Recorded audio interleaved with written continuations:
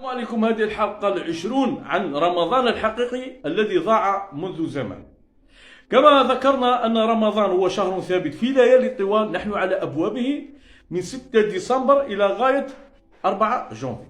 كما قلنا يجب أن نكتشف ليلة القدر لكي نكتشف ذلك الشهر الثابت الحقيقي الذي صامه النبي والأنبياء الذين من قبلنا. نبحث عن أول ما نزل عن النبي، هي سورة المزمل. قوله تعالى: يا أيها المزمل متغطي بغطاء شديد، إذا الفصل بارد، الطقس بارد. قم الليل إلا قليل، قيام الليل فرض أول ما يفرض بعد اختيار النبي. أول شيء يفرض على النبي هو الصلاة، قيام الصلاة. سنتحدث عن الصلاة. قم الليل إلا قليل، نصفه. هنا الليالي الطوال أعطاها الاختيارات، نصفها أو انقص منه قليل أو زد عليه. إذا الليالي الطوال. انتظرونا لتوضيح أكثر. سامحني.